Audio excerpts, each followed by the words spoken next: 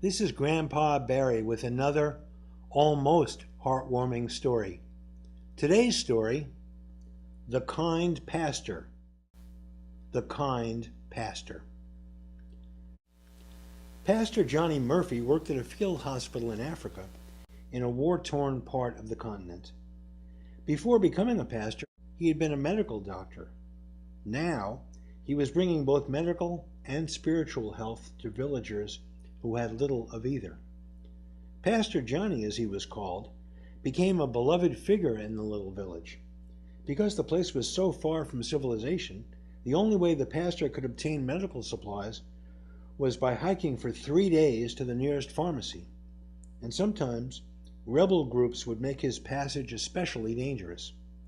One day, his journey was interrupted by a soldier who ran up to him in the middle of the jungle. The man was covered in blood. "I've just been shot," cried the man. "Please help me, please."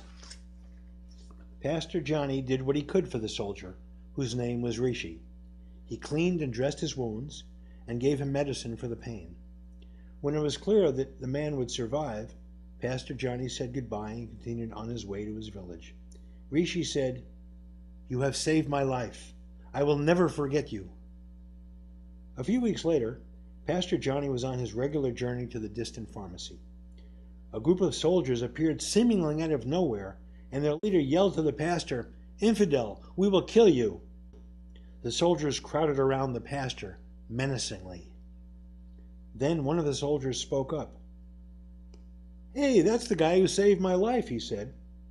It was Rishi, the soldier the pastor had encountered in the jungle weeks earlier. "We should not kill this man," Rishi said. "Well," said the rebel leader, "if we don't kill him, we'll have to kill you." And then Rishi answered, "If it's me or him, I vote for him." And so the soldiers killed Pastor Johnny.